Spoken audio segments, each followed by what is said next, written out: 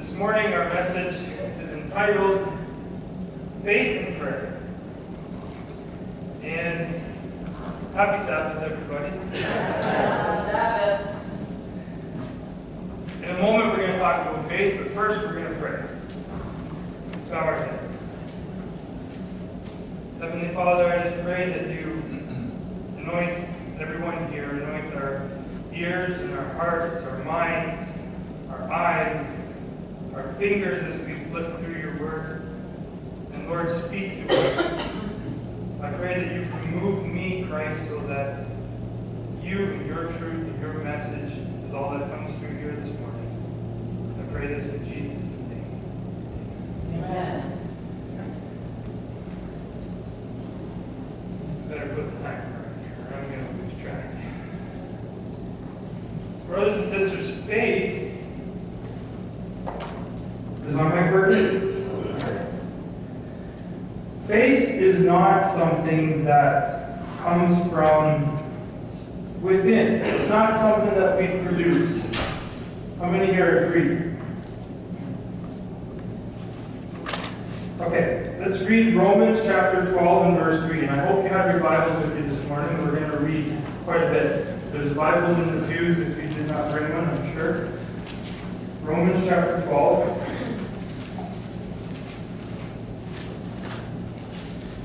You have time to find it, because I have to find it.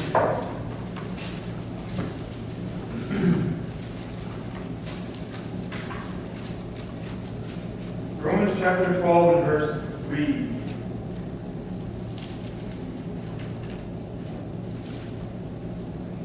For through grace given to me, I say to everyone among you not to think more highly of himself than he ought to think, but to think so as to have sound judgment, as God has allotted to each a measure of faith.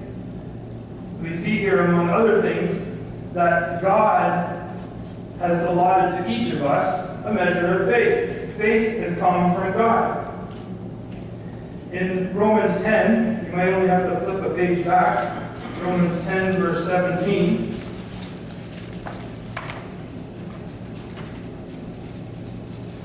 My translation says, so faith comes from hearing, and hearing by the word of Christ. So faith comes to us through hearing the word of God. Amen. And Hebrews chapter 12, verses 1 and 2. Hebrews chapter 12, verse 1 and 2.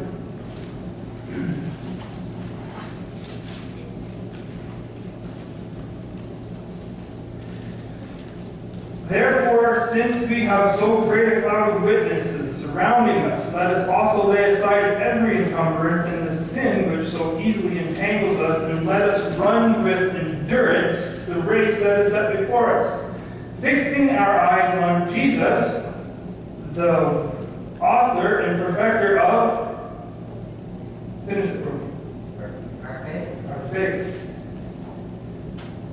Who for the joy set before him endured the cross, despising the shame, and has sat down at the right hand of the throne of God. So Christ is the author of our faith. He's the source of our faith. Our faith comes from him.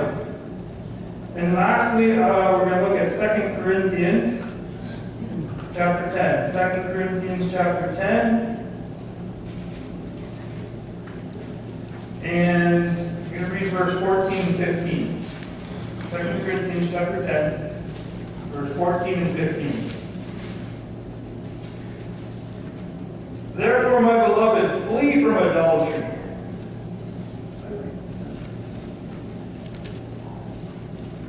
Flee from idolatry. I speak as to wise men. You judge what I say. Brothers and sisters, forgive me. I am in 1 Corinthians. Holler next time I do that. 2 Corinthians chapter 10, verse 14 and 15. I knew something wasn't right.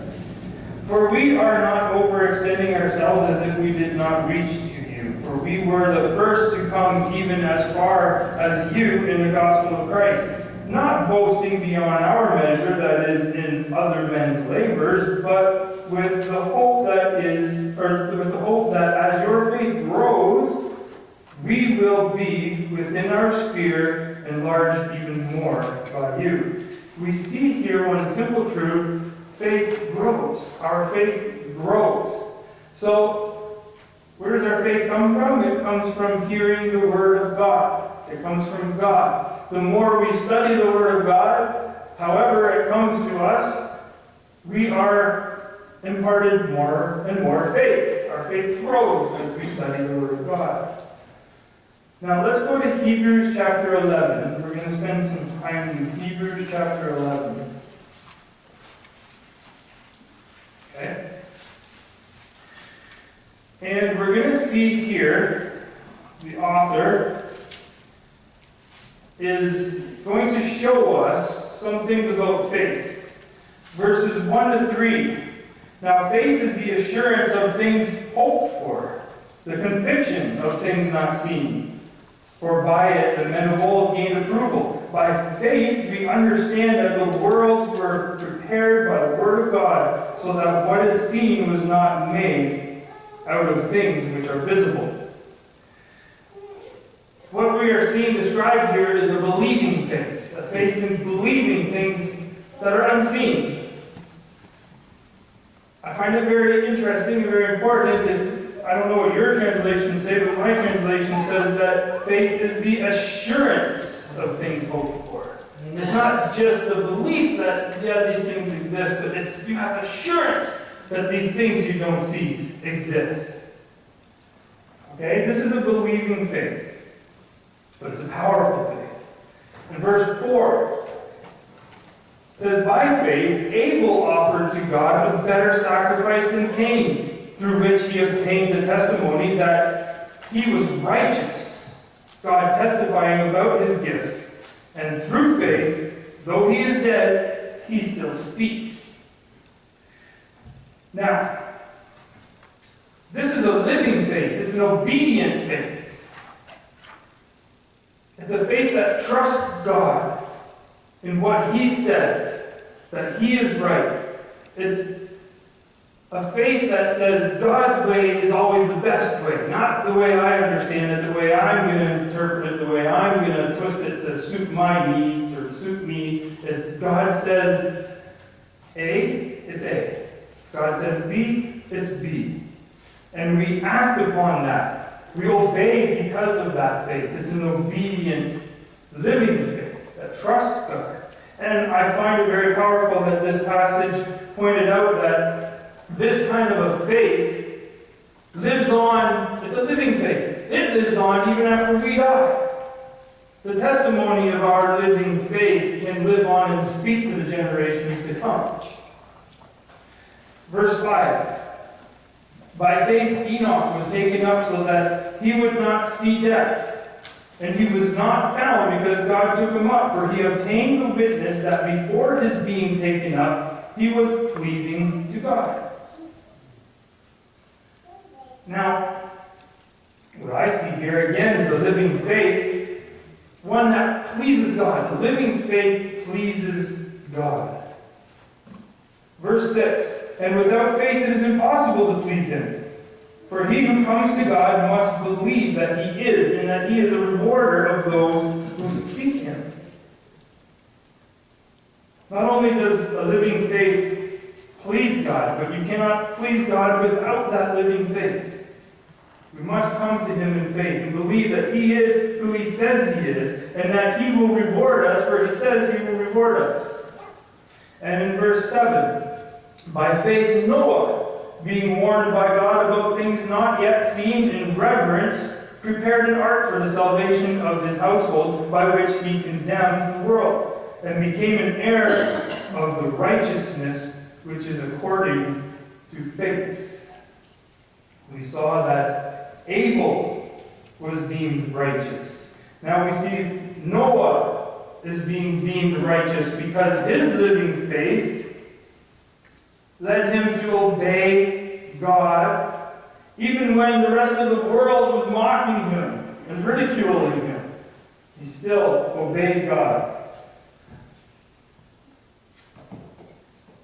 And this kind of a faith brings righteousness. The Bible tells us, with Abraham as well, that righteousness was credited to these people because of their faith.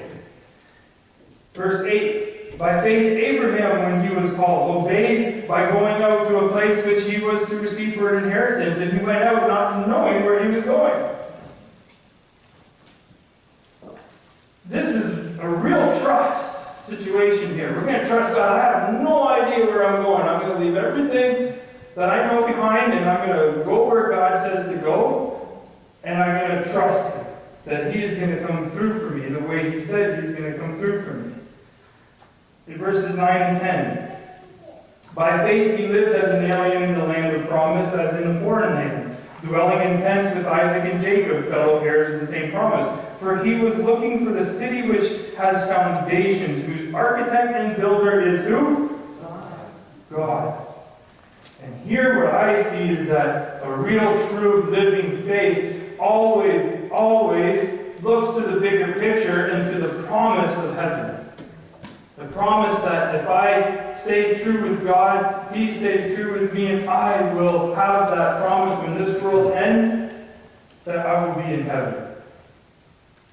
And Abraham was thinking of that according to the author of Hebrews. He was looking for that city whose foundation is built by God. Now if we pick up in verse 17, says, verse 17 to 19, by faith Abraham, when he was tested, he offered up Isaac, and he who had received the promises was offering up his only begotten son. It was he to whom it was said, in Isaac your descendant shall be called. He considered that God is able to raise people even from the dead, from which he also received him back as a type. What do I see here?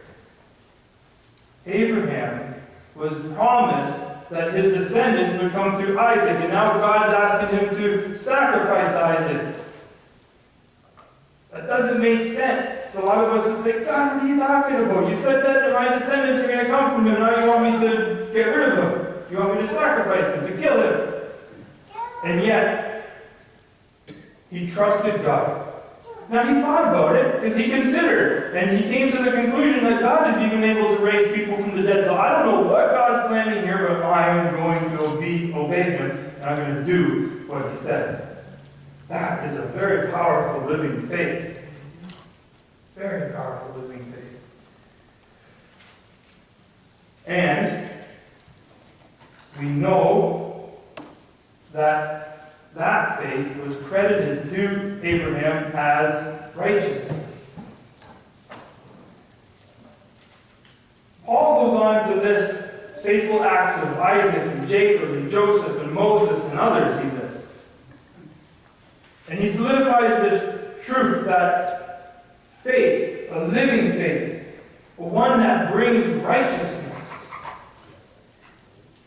is an obedient and trusting. And more than once, he says that their faith, their hope was on the future promise of heaven. More than once in Hebrews chapter 11, we read that. Now that is a real faith, a true faith, the kind of faith that brings victory in any circumstance. And if we turn to Romans chapter 4. Romans chapter 4.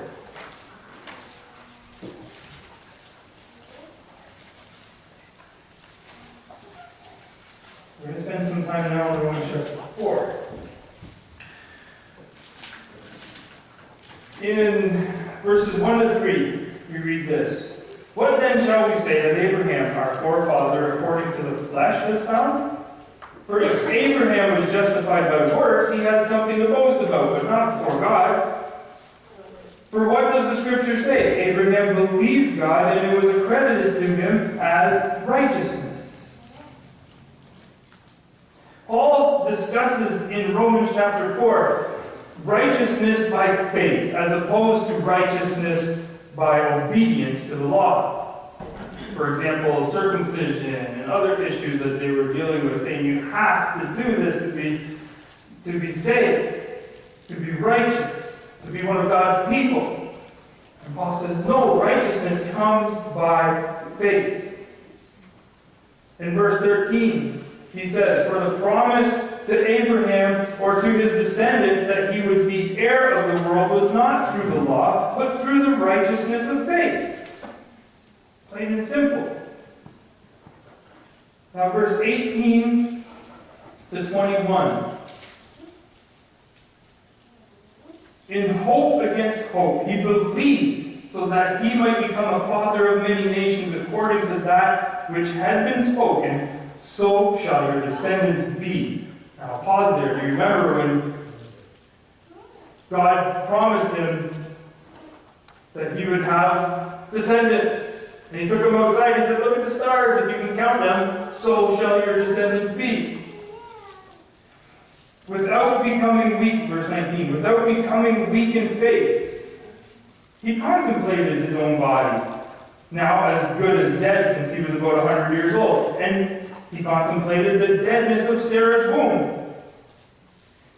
Verse 20, yet with respect to the promise of God, he did not waver in unbelief, but grew strong in faith, giving glory to God, and being fully assured that what God had promised, he was able also to perform.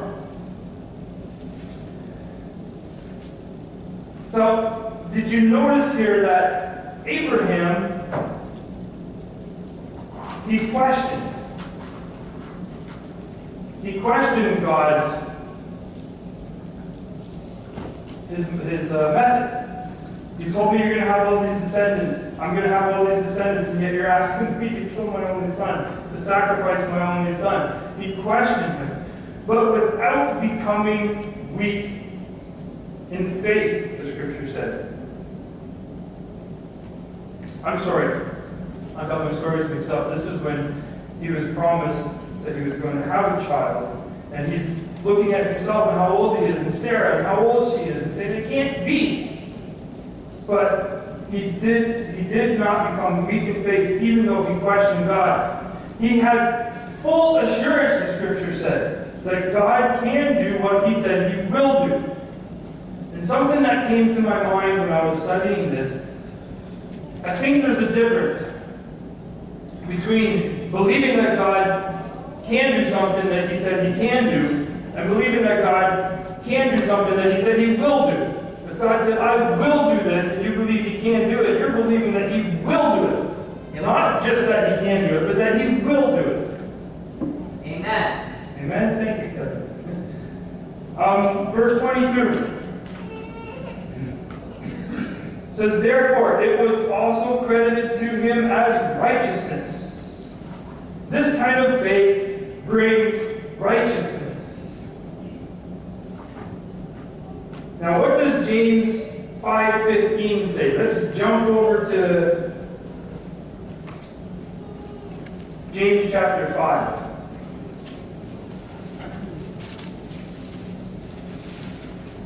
Verse 15.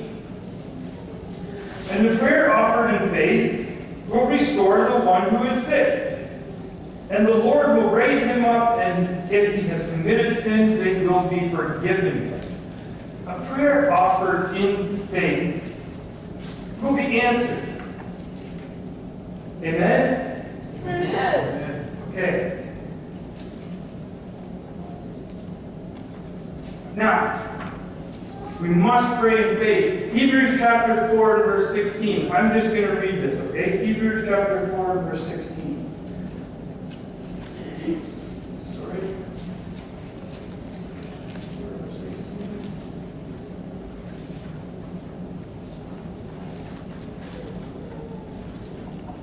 Therefore, let us draw near with confidence to the throne of grace, so that we may receive mercy and find grace to help in time of need. Let me repeat that. Let us draw near with confidence to the throne of grace, that we may receive mercy and find grace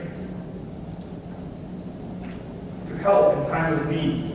We must pray in faith, in confidence that God will answer our prayers. Back to James chapter 5. Go back to James chapter 5. I'm going to read verse 16. Therefore, confess your sins to one another and pray for one another so that you may be healed. The effective prayer of a righteous man availeth much. My translation says can accomplish much. What about this righteousness? How do we get righteousness?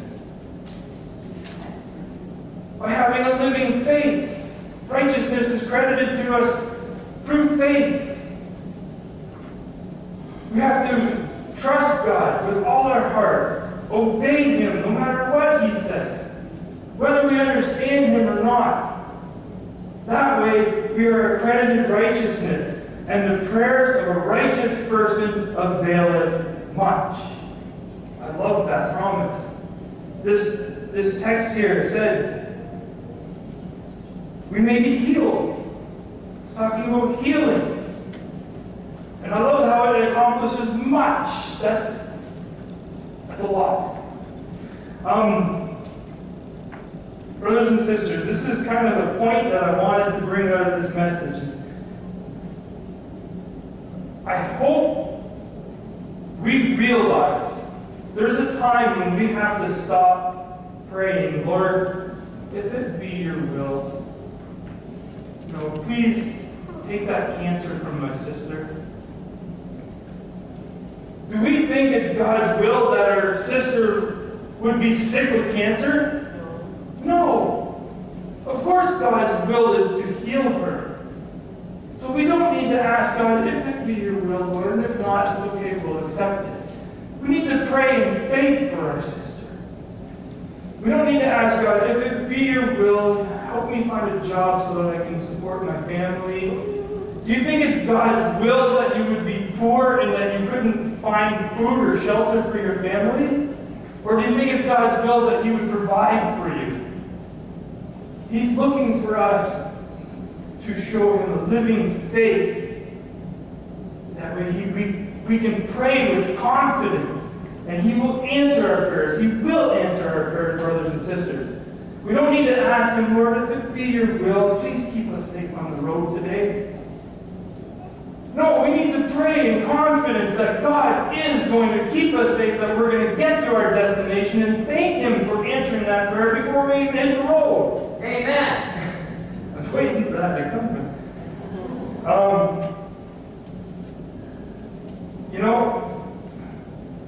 Our scripture reading is John 14, verses 12 to 15. Let's jump there. Keep your finger in James chapter 5, because we're going to come back. But John 14, verse 12 to 15.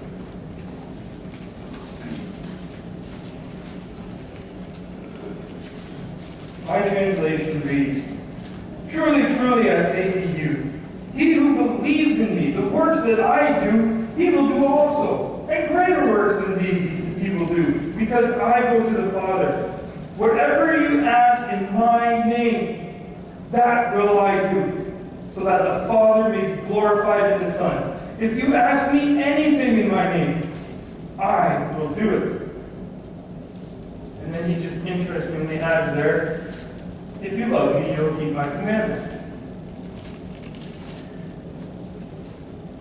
Now, what does it mean to ask in His name? Certainly, the question always comes up, if I ask Him to give me a Lamborghini tomorrow, is He going to give me a Lamborghini or a Ferrari or a mansion? You don't need that. What does it mean to ask in His name? If you look at verse 15, if you love me, you will keep my commandments. According to His will. What does the Bible say? Yes, and what does the Bible say? I believe it's in 1 John, it says, if anyone says that he loves Him, but he does not keep His commandments, he's a liar. And the truth is not in him. See, brothers and sisters, it's all about Christ. It's not about us. If we ask anything in His name, not our name, in His name, if we love Him, and we ask anything in His name, like Kevin said, according to His will, then He will answer our prayers. He's promised, I will do it. But it's not about us. Jesus said, so that the Father may be glorified. It's not about us, it's about Him. Back to James chapter 5. Now I lost my place. I told you to keep your finger there. James chapter 5. This is going to lead us into the next part of our study. James chapter 5, verse 16 to 18 says, therefore, confess your sins to one another and pray for one another so that you may be healed. The effective prayer of a righteous man can accomplish much. Elijah was a man with a nature like ours, and he prayed earnestly that it would not rain, and it did not rain on the earth for 3 years and 6 months. Then he prayed again, and the sky poured rain, and the earth produced its fruit. Now, I'm talking about praying in faith and being righteous so that our prayers will be answered. James points to Elijah. So let's look at Elijah. 1 Kings chapter 17. 1 Kings chapter 17.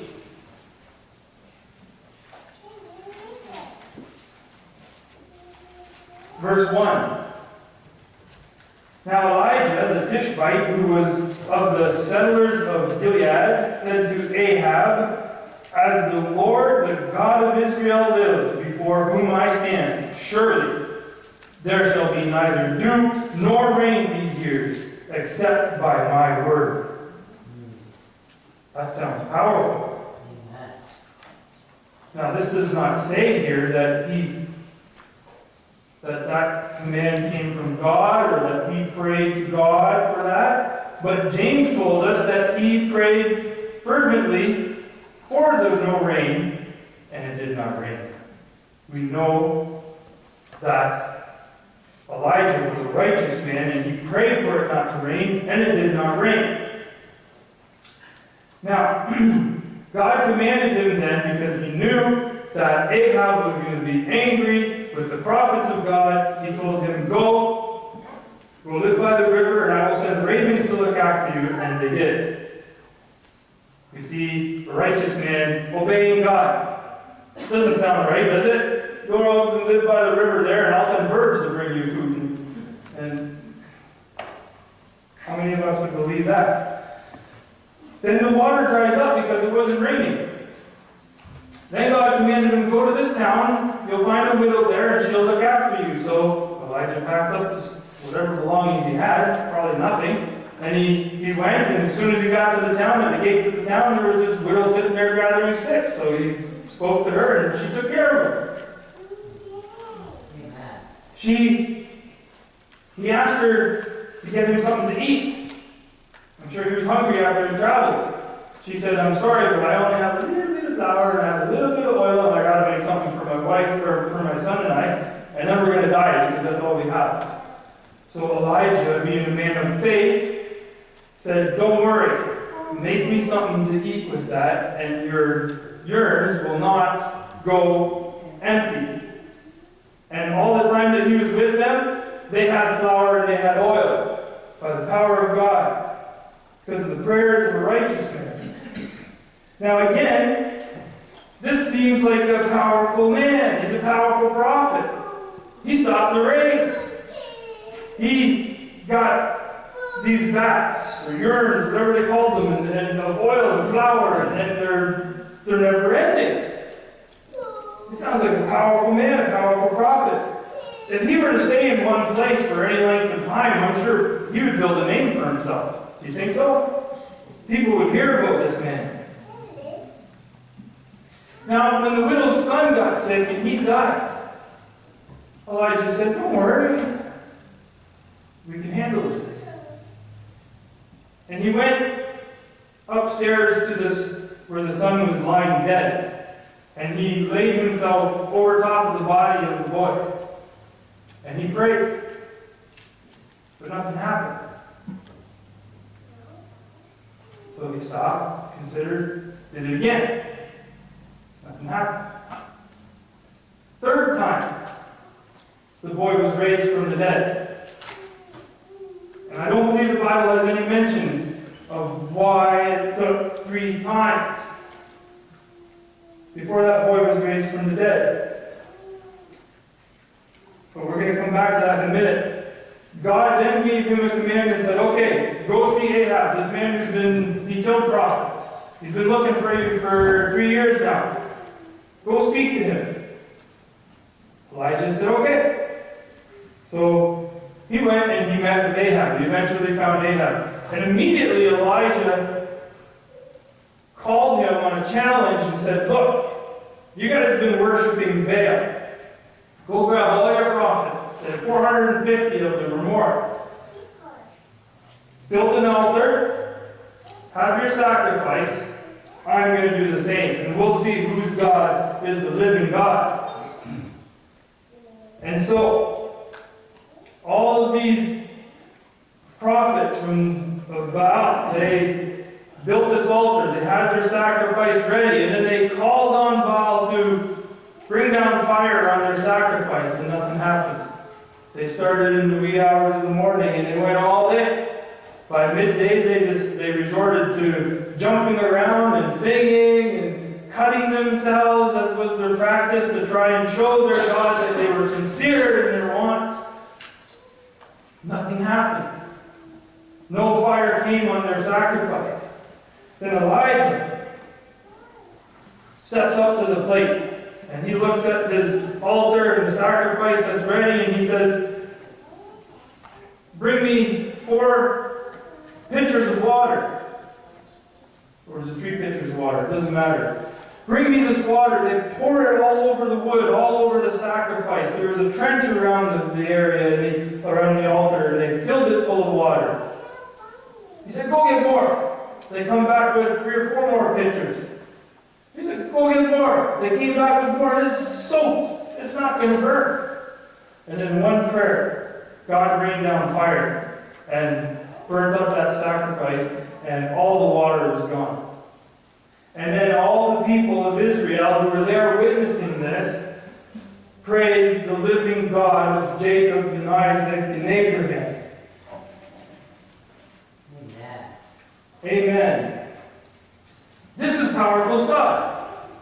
Like I said, if Elijah stayed in one place for any length of time, he would build a name for himself. Now let's read chapter 18, 1 Kings chapter 18. I just summarized the whole story of what was going on there. And verse 41 to 42. Chapter 18 of 1 Kings, verse 41 and 42. Now Elijah said to Ahab, after everybody started worshiping God again, he said to Ahab, go up, eat and drink. For there is the sound of the roar of a heavy shower. So Ahab went. He went up to eat and drink. But Elijah went up to the top of Carmel, and he crouched down on the earth and put his face between his knees. Now I want you to imagine if Elijah was sitting on the earth and he had his head between his knees. He's doing one of 2 things. He's either sulking or he's doing what? Praying. He's praying. Now, this powerful prophet performed these miracles, raising the boy from the dead, never-ending supply of food, fire from heaven. So confident that he could bring back the rain, just like that, he told Ahab, go, for there is the roar of a shower in the skies. But there was no noise. He was that confident in himself as a prophet that he could bring on an answer to this prayer just like that. So he went up and he prayed. I want to read verse 43. He said to his servant, go up now and look toward the sea. So he went up and looked and said, there is nothing. And they said, well, go back. 7 times. Remember the 3 times it took before that boy was raised from the dead. Now 7 times he's praying. And he sent the servant out to go look for the rain, and he kept coming back and saying, there's nothing. Didn't give up. He He didn't give up. But there's something deeper going on. Through the pen of inspiration, we learn something that makes perfect sense. Even Elijah, a faithful servant of God who performed these miracles, can get caught up in a little bit of self-confidence. He thought, before he even heard anything in the sky, I'm going to bring rain back like this. I just need to pray to God once. I just brought fire from heaven with one prayer. So he went up and he prayed and he said, God, show yourself. Bring the rain. And the servant came back and said, there's nothing. So Elijah prayed again. He said, Lord, come on now. I'm praying to you. Show yourself to these people. Bring the rain back. We've got them worshiping you again. Bring them rain. Servant comes back, nothing. If you imagine, I don't know what his thoughts were, but if you just imagine, he went from this confident man to every time he prayed, he had to humble himself a little bit further and say, God, what's going on? You always answer my prayers. What are these people going to say about me if the rain doesn't come? You got to bring this rain now. They're going to turn around and go back to worship Baal again. The servant comes back, nothing. It got to the point where Elijah, I'm sure, in his mind, he's praying, God, okay, I know this isn't about me, this is about you. Bring the rain, please, Lord. People are thirsty. We need this rain. Plus, your name is on the line here. The servant comes back, nothing. Eventually, Elijah must have said to himself, Lord, I am absolutely nothing without you. I am nothing without you. None of these things these miracles I've performed have anything to do with me. It's all about you, Lord. I give it all to you. Let your will be done. And he had to humble himself to the point where he realized he was nothing before God would answer his prayer. And I just want to read for you something that came out of Herald, Review and Herald. Sister White said, the servant watched while Elijah prayed. 6 times he returned from the watch, saying, there's nothing, no cloud, no sign of rain. But the prophet did not give up in discouragement. He kept reviewing his life to see where he had failed to honor God. He confessed his sins and thus continued to afflict his soul before God while watching for a token that his prayer was answered. As he searched his heart, he seemed to be less and less, both in his own estimation and in the sight of God. It seemed to him that he was nothing, and that God was everything. And when he reached the point of renouncing self, well, he clung to the Savior as his only strength and righteousness. The answer came. And I think it makes perfect sense, brothers and sisters. Prayers of a righteous man availeth much. And God will answer our prayers. It's kind of a twofold message I want to share with you this morning. I want us to realize that if we have the faith of Jesus Christ, the faith of these saints, that God will do what he said that he will do. We have so many promises in the Bible that God says he will protect us, he will look after us, he will heal us. We don't need to ask him when we pray. Your will, Lord, if not, then I'll accept it. We can pray with confidence that God will answer our prayers and he will. And on the same token, when God is answering our prayers, let us not get caught up like even Elijah did in self-confidence that God is going to do anything I ask him to do. It's not about us, it's about him. And we are nothing without him. Brothers and sisters, faith is big topic. We could spend hours and hours talking about it. We're going to close with those thoughts. Our closing song, 608, Faith is the Victory, is the title. Faith is the Victory. If we listen to the lyrics, we see that faith is the victory that overcomes the world, which the Scriptures tell us. And this is in the Christian warfare section of the Bible, of the hymnal, forgive me. Because the devil is working very hard to attack our faith. If he can attack our faith, then I wonder where our prayers go to. Do not give him that victory. You know, Sister White said something else. I was looking for the quote this morning. I couldn't find it. I believe it's in Faith and Works. She said that there is no greater offense to God than we give him our prayers and our requests, and we have no trust in him that he will come through for us. We need to believe that God wants to answer our prayers and that he will answer our prayers. Amen?